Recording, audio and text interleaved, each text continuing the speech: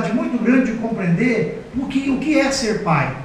Nós temos uma dificuldade de compreender como é que nos relacionamos com o Pai. Então abra sua Bíblia no livro do Evangelho de João, no capítulo 14, e nós vamos ver ali uma indagação que Felipe faz no versículo 8. Evangelho de João, no capítulo 14, no versículo 8, Jesus está conversando com os seus discípulos, e ali, depois de caminhar 3 anos com os seus discípulos, ele percebe que os discípulos não compreendem algumas verdades fundamentais da relação de Deus para com o seu povo. E isso faz com que nós tenhamos dificuldade de compreender o que é ser pai, ou de entender Deus como pai. Então, nós vamos entender aqui a direção que Deus vai nos dando, para que a gente possa experimentar a graça de Deus sobre as nossas vidas. Evangelho de João, no capítulo 14, no versículo 8, diz assim: disse-lhe Felipe: Senhor, mostra-nos o Pai, o que nos basta. Disse-lhe Jesus: estou há tanto tempo convosco, e não me tendes conhecido, Felipe? Quem me vê a mim, vê o Pai. E como dizes tu, mostra-nos o Pai? Não crês tu que eu estou no Pai, e o que o Pai está em mim? As palavras que eu vos digo, não as digo de mim mesmo, mas o Pai que está em mim é quem faz a obra. Crede que estou no Pai, e o Pai em mim. Crede-me ao menos por causa das mesmas obras.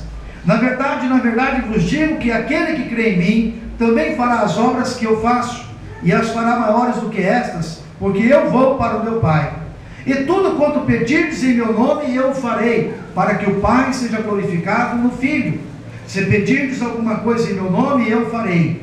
Se me amardes, guardareis os meus mandamentos, e eu rogarei ao Pai, e Ele vos dará outro Consolador, para que fique convosco para sempre. O Espírito da verdade, que o mundo não pode receber, porque não o vê nem o conhece, mas vós os conheceis, porque habita convosco e estará em vós.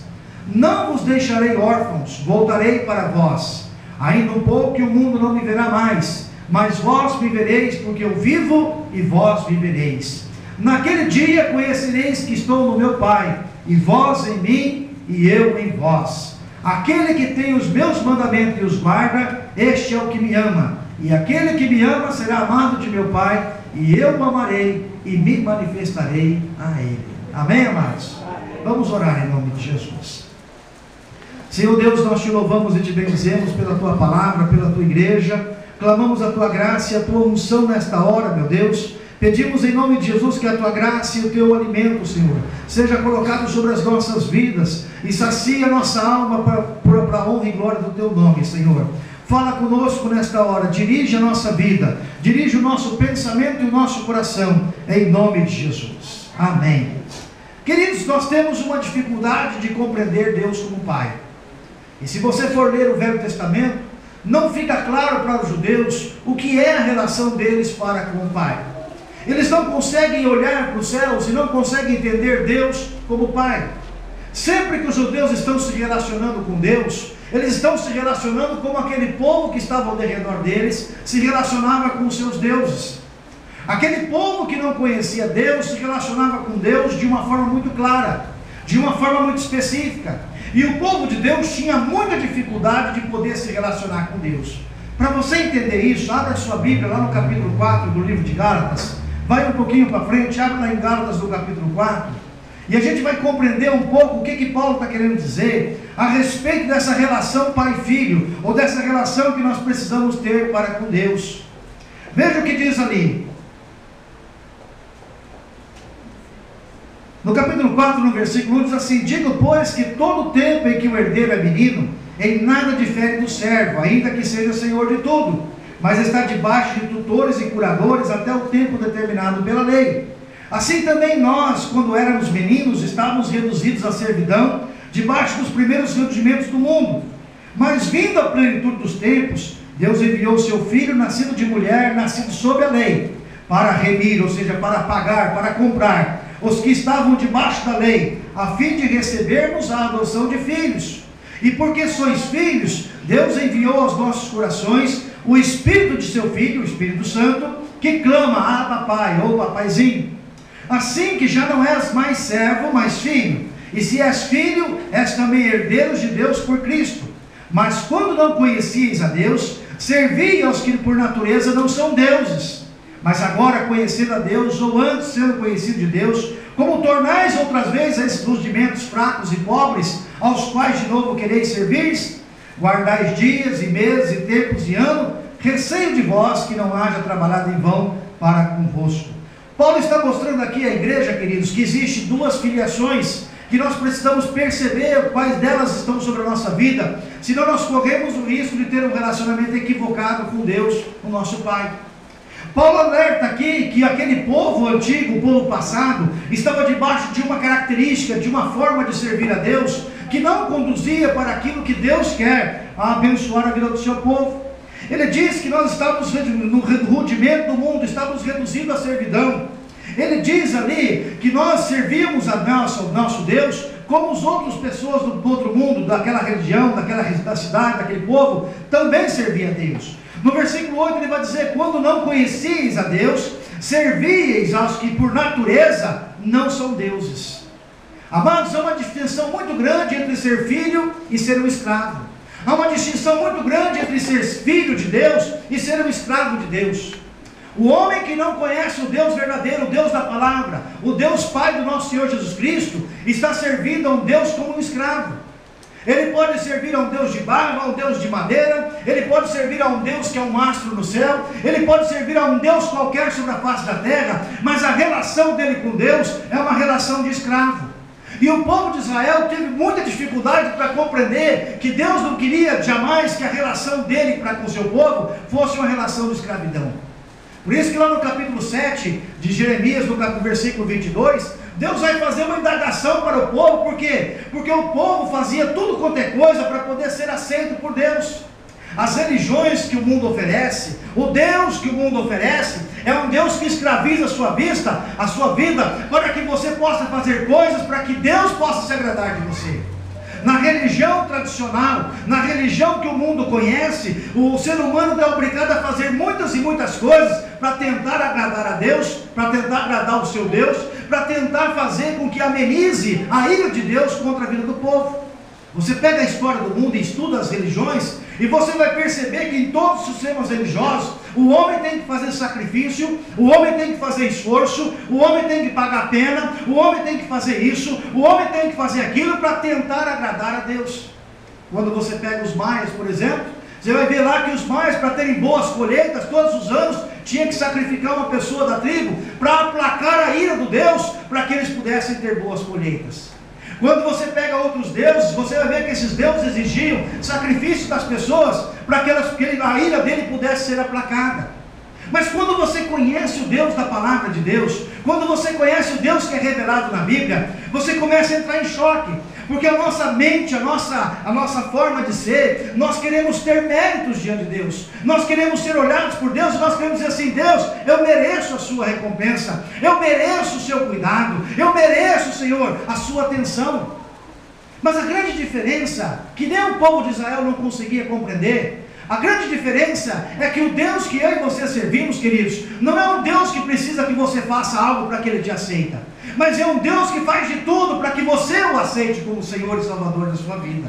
Essa é a grande diferença e a grande mudança.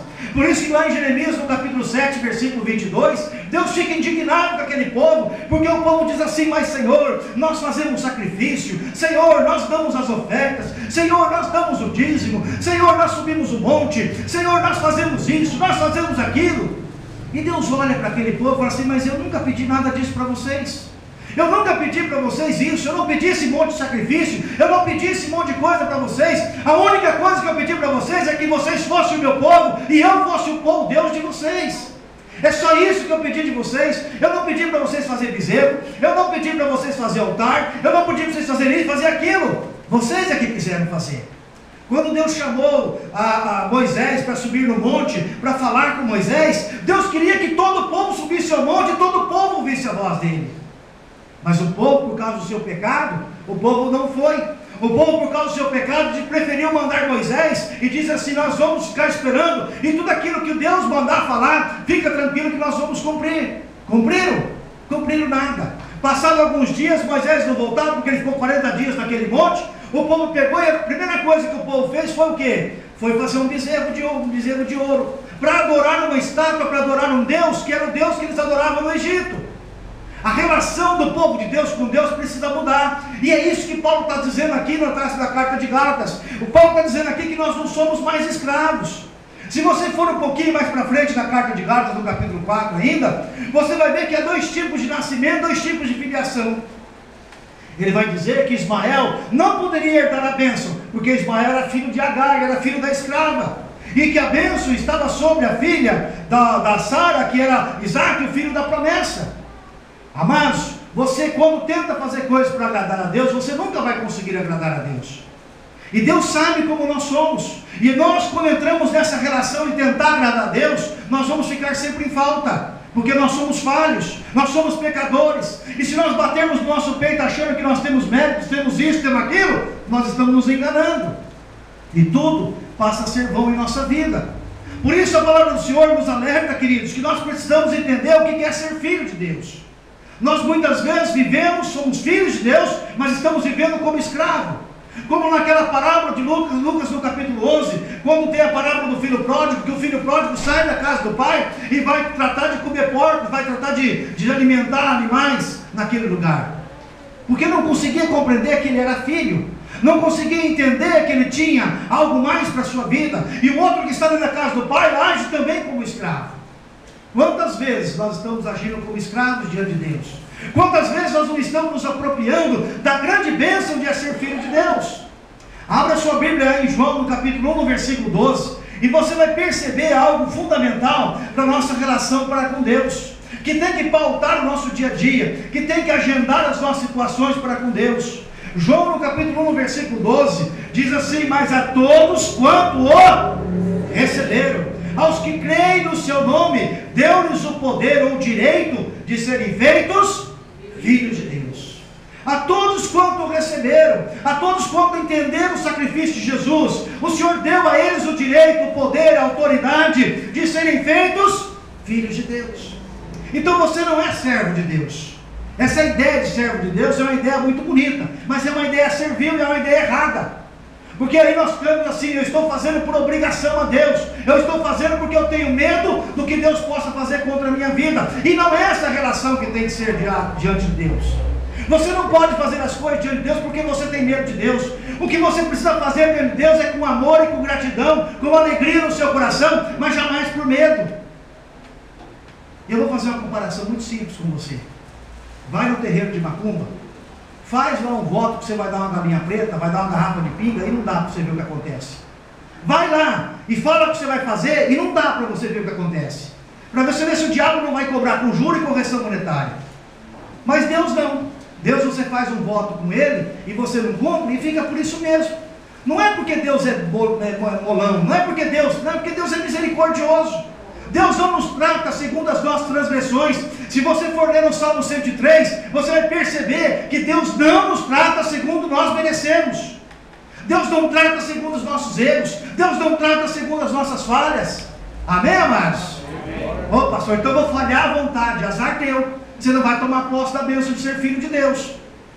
Mas a relação que Deus tem com você não é essa relação que Deus quer. Deus não é um velho disciplinador que fica lá com a vara fustigando você para que você possa entrar no jeito. Deus vai tratar da sua vida, Deus vai disciplinar a sua vida. Mas Deus não é um velho ranzinza. Deus não é alguém pronto, irado, desesperado para fazer com que você o aceite.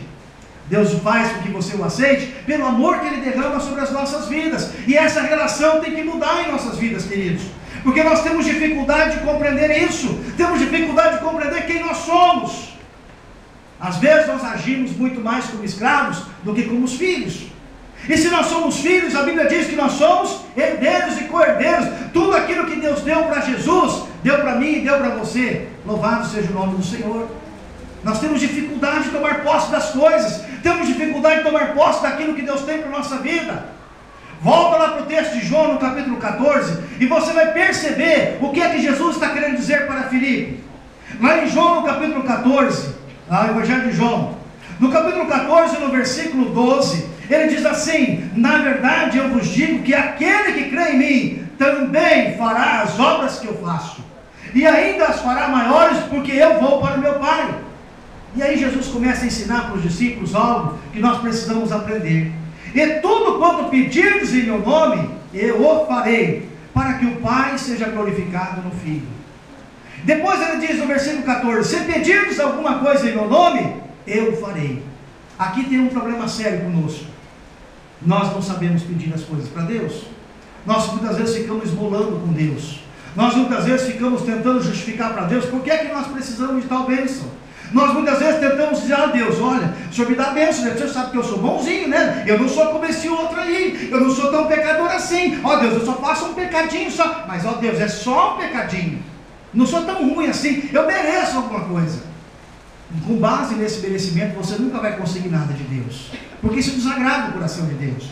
Sabe o que está escrito aqui no versículo 14? Quando diz assim: se pedirdes alguma coisa. Esse se pedirdes, no grego, a palavra correta é aiteo. Aiteo tem um significado que no português foi mal traduzido, que significa requerer. Requerer. Requerer. Então a tradução mais literal, correta desse texto é assim: se requereres alguma coisa em meu nome, eu farei. Agora deixa eu perguntar uma coisa para você: você pode requerer uma coisa que você não tem direito? Até pode, né? Até pode. Mas toda vez que você vai no advogado, você tem um problema para resolver, você diz assim: doutor, eu estou com um problema, eu tenho uma situação que eu tenho que resolver, e eu preciso saber como resolver isso. O que o advogado faz? Ele vai consultar lá o livro do Código Civil, do Código que tiver direito, ele vai procurar aquilo que os juízes já definiram como direito, e ele vai requerer que aquele direito que aquela outra pessoa teve, também venha sobre você, baseado no quê? Baseado numa lei. Não pode pedir alguma coisa que não seja baseada em nada, tem que ser baseado numa lei, tem que ser baseado numa autoridade, tem que ser baseado em algo que Deus quer dar, ou algo que pode acontecer sobre a nossa vida. O que Jesus está dizendo para os discípulos? Vocês ficam mendigando coisas, vocês ficam pedindo coisas que vocês não sabem, e vocês por causa disso não conseguem pedir corretamente. Mas se vocês conhecerem aquilo que Deus tem, conhecerem aquilo que Deus é, então se vocês requererem alguma coisa, eu o farei. Requeira.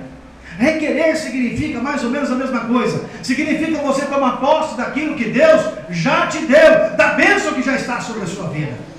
Quando você se aproxima de Deus, você não se aproxima de Deus para esmolar. Você não se aproxima de Deus para dizer: Deus, eu sou melhor, eu mereço. Não é nessa base. Quando você se aproxima de Deus, é para requerer aquilo que por direito Deus já deu para a sua vida. E aí tem algo que nós precisamos entender: não é você que pega, é Deus que te dá. Porque no dia em que Ele chamou você do reino das trevas para o reino da luz, Ele transportou você de reino, te deu uma nova identidade, te deu uma nova vida. E agora Ele espera que você não viva mais como um escravo, Ele espera que você não viva mais como um esmolento, mas agora você tome posse da bênção de ser um filho de Deus, e você tome posse de tudo aquilo que Deus é, e tudo aquilo que Deus tem para a sua vida. Amém, amados? Esse tomar posse é com você, não é na base do merecimento, mas é na base do Senhor: Tu és o meu Pai, e tudo que é teu, é meu. Algum filho fica falando coisa para o pai, para dizer assim: ah, eu mereço, eu mereço. O filho simplesmente pede, e o pai dá um jeito e compra, e o pai dá um jeito e vai fazer. Então a Bíblia diz que se nós requerermos alguma coisa no nome do Senhor, Ele o fará. Por que Ele faz isso? Porque Deus é Pai, queridos. Porque Deus é Pai. E sendo Pai, Ele fez um ato de amor tremendo, de enviar o Seu Filho ao mundo, para que nós pudéssemos encontrar o caminho da salvação. Nós jamais íamos encontrar o caminho da salvação, jamais íamos experimentar mudança em nossa vida, se nós vivêssemos antes de Jesus. Porque aquele povo que vivia antes de Jesus estava encerrado debaixo de um outro pacto. Aquele povo que vivia antes de Jesus estava encerrado debaixo da lei, e a lei representa agora, aquele povo era escravo. Aquele povo não conseguia compreender que é filho, não conseguia compreender que Deus é Pai sobre as suas vidas. Então aquele povo tinha que fazer coisas para agradar a Deus. Mas você é um servo de Deus livre, livre para servir, livre para adorar, livre para abrir a sua boca, livre para glorificar ao Senhor, livre para clamar a sua bênção. Você é livre para servir ao Senhor, amém, queridos? Então não é com base na serventia, não é com base em ser bom, não é com base em ser melhor, mas é com base em dizer: Senhor, o Senhor é tudo na minha vida, eu te louvo e te adoro, porque o Senhor é o meu Senhor, o meu pastor, o Senhor é aquele que me guarda, o Senhor é aquele que vigia, o Senhor é aquele que me abençoa, independente de eu pedir ou não, já é meu, já está sobre a minha vida. Quando você começa a entender Deus com essa relação, a sua relação com Deus muda. Porque você para de ficar me dá. Você para de ficar desesperado, porque se o Senhor é Pai sobre a sua vida, Ele é o maior interessado em que os seus filhos sejam abençoados. Ele é o maior interessado em que os seus filhos tomem posse de tudo aquilo que Ele tem para você. Você como pai não fica envergonhado se você pode dar uma roupa boa para o seu filho e ver o seu filho andar pela rua com roupa rasgada? Você como pai, se você pode dar um bom emprego para o seu filho, você não fica envergonhado de ver ele com a valeta? Você como pai, se você pode dar uma boa comida para ele comer, você não fica envergonhado de ver seu filho comer comida de porco? Fica. E o nosso Deus também fica. O nosso Deus também fica envergonhado, porque o prazer dele é que o povo de Deus desfrute da relação com ele, desfrute da alegria de servir ao Senhor, não por imposição, não por medo, mas por alegria e amor no seu coração. Essa correspondência de amor é o que Deus espera de mim, é o que Deus espera de você. Mas nós temos dificuldade disso, queridos. Nós temos dificuldade por quê? Porque nós crescemos com a ideia de que nós temos que fazer coisas para agradar a Deus. Então como tem que ser o coração do filho? Como é que tem que ser o coração do filho para com o pai? Em primeiro lugar, submisso. Deus quer pessoas que sejam submissas a Ele. Não submisso como servo que Deus pega e faz de carrapato, faz gato e sapato da pessoa. Não é isso. Mas submisso no sentido de que entende que está debaixo de uma missão que Deus deu para a sua vida.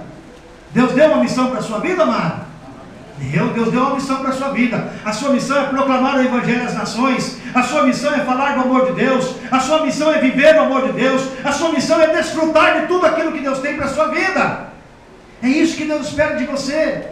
Deus quer que o seu povo tenha um coração dependente dEle. Você depende de Deus em tudo? Ou tem coisas que você diz assim, isso aí é tão fácil que eu mesmo resolvo. Eu não dependo de Deus. Deus quer participar da sua vida. Deus quer estar presente em todos os momentos da sua vida.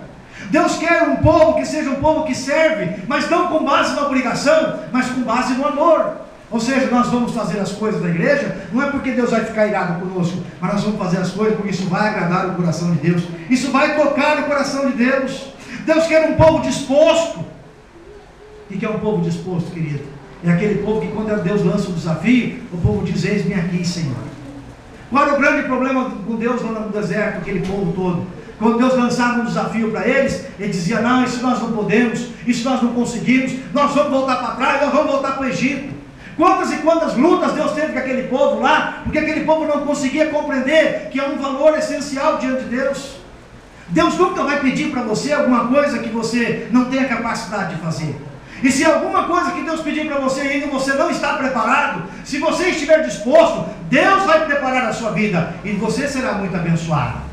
Mas nós ficamos assim, nós falamos assim, eu tenho medo de errar, eu tenho medo de falhar, então eu não vou conseguir fazer, eu não vou fazer. E nós ficamos desse jeito. Deus quer que o coração do seu povo seja um coração ensinável. Deus está conduzindo a nossa vida. Mas Deus não quer amarrar você para levar você aonde Ele quer. Deus quer que você vá porque Ele está dirigindo. Deus quer que você vá porque Ele está impulsionando a sua vida. Deus quer que você vá aonde Ele está dizendo para você que você tem que ir, sem Deus ter que usar a força, o poder dEle para fazer você chegar lá. Deus quer que você vá movido pelo amor. Deus quer que você deguste de tudo aquilo que Ele tem para a sua vida. Deus quer que você se sinta amado pelo Senhor. Quem sabe nessa noite você pode deitar na sua cama, quando você chegar na sua casa hoje, quando você for nos últimos momentos da sua noite hoje, quando você deitar para dormir, quem sabe você bata no peito e diga, Senhor, muito obrigado, porque eu não sou apenas um servo, mas sou um filho querido. Mandou esta palavra ao seu coração. Há pessoas no nosso meio que têm mentalidade de escravo, a mentalidade de pedinte, a mentalidade de esmolento, a mentalidade de alguém que acha que o que Deus fizer é porque Deus tem a obrigação de fazer. E não é essa a lógica que Deus quer trabalhar conosco. Deus quer que você se alegre na sua luta. Deus quer que você se alegre na bênção que Ele te dá. Deus quer que você se alegre em cada momento da sua vida. Deus quer que você tome posse de tudo aquilo que Ele tem para você, para que o nome dEle seja glorificado sobre a sua vida. É Deus trabalhando para aquele que Ele espera. É Deus trabalhando para que você seja um homem melhor, uma mulher melhor, um homem e uma mulher resolvidos consigo mesmo, resolvidos com Deus. O povo que não é resolvido com Deus é um povo que está sempre em crise. Nunca sabe se está agradando a Deus. Não vou fazer isso porque eu não sei se Deus gosta. Não vou fazer aquilo porque eu não sei se Deus gosta. Eu não sei o que. Está sempre com medo de Deus. está sempre se escondendo de Deus. Eu conheço pessoas que andam se escondendo de Deus. Pessoas que não vêm tomar ceia porque acham que estão em pecado, então não tem salvação para elas. Pessoas que estão se escondendo de Deus, quando vem um profeta, alguém que vai ser usado por Deus em profecia e revelação, não vem à igreja. Pode ter certeza que quando o pastor Márcio vem aqui, tem muita gente que não vem à igreja, porque tem medo que Deus revele alguma coisa. A relação dessa pessoa não é uma relação de filho, é uma relação de escravo, é uma relação de pedinte, é uma relação de pessoa que não tem paz com Deus. E por isso precisa ser transformado, precisa ser mudado, porque não é isso que Deus quer para as nossas vidas. Deus jamais vai colocar você numa fria. Deus jamais vai colocar você numa situação vexatória. Deus jamais vai colocar você numa situação para que o nome dele não seja engrandecido. Então Deus quer que nessa noite você tome posse da bênção de ser filho, da herança que ele tem para você. Quando nós mudamos essa relação de pai com filho, com Deus, nós podemos tomar posse da herança de Deus. Você só pode tomar posse da herança quando você entende que você é filho. Amém, amados? Amém. Somente quando você entende que você é filho. O filho tem a herança. O escravo tem o prato de comida, arroz e feijão. O que você quer para a sua vida? Você quer uma vida de escravo ou você quer uma vida de filho? Você quer viver como filho de Deus ou quer viver como escravo de Deus? Que tem que fazer de tudo para poder Deus te aceitar. Eu acho que é mais fácil nós desfrutarmos da relação com Deus, onde Deus faz tudo em nossa vida. Portanto, querido, essa é a palavra que Deus quer compartilhar conosco nesta noite. Que nesses 40 dias de jejum e oração que nós vamos passar pela frente, você possa, no seu coração, possa ser mais claro essa relação de quem é Deus na sua vida. Deus é Pai sobre a sua vida. Deus é digno de toda a honra e toda a glória, não é porque Ele é Deus grande e maravilhoso, e que se Deus fizer assim, a sua vida deixa de existir. Não é por isso. Não é por isso que Deus quer que você o ame. Não é por isso que Deus quer que você sirva na igreja. Deus quer que você sirva na igreja. Deus quer que você o ame. Porque apesar de todo o poder que Ele tem sobre a sua vida, o poder maior é o amar a sua vida. Porque Deus ama você. Porque Deus amou tanto ao mundo, que deu o seu Filho unigênito, para que todo aquele que nele crê, não pereça, mas tenha a vida eterna. Este amor de Deus é grande e imensurável. E eu espero, queridos, que nos próximos 40 dias, nós sejamos inundados por este amor. Nós sejamos inundados por este amor. Que a partir de hoje, nada do que nós fizermos nessa igreja é por medo, ou por temor, ou porque nós achamos que Deus é isso ou aquilo. Mas que tudo que nós venhamos a fazer seja por amor ao Senhor. E quando nós fizermos isso, nós vamos ver coisas grandes, tremendas e maravilhosas que Deus pode fazer no nosso meio. Amém? Eu tenho certeza que Deus se alegrou profundamente com a festa que nós fizemos aqui ontem. Porque nós fizemos por amor ao Senhor. Fizemos por amor aos irmãos. Fizemos o melhor. Foi uma bênção em nome de Jesus. Porque o nome do Senhor é digno de ser louvado e glorificado. Amém? O que Deus é na sua vida? É Pai. Então diga assim: o Senhor é o meu Pai. O meu provedor. O meu sustentador. Aquele que me ama. Amém? Você é amado do Pai. Vamos aplaudir ao Senhor? Amado do Pai. Glória a Deus. Que esquisito, né? O sujeito nasce lá na Praia do Canto, no prédio mais bonito da cidade. O pai dele ganha 30 mil reais por mês e o outro não nasceu lá, mas foi adotado. É ser pai. Não fez nada para merecer, mas é filho, né? Como é maravilhoso ser filho de Deus. Amém, queridos? Deus é grande e maravilhoso para abençoar as nossas vidas em nome de Jesus. Então vamos cantar mais uma vez. Põe os meninos aí. Depois eu vou orar com os pais.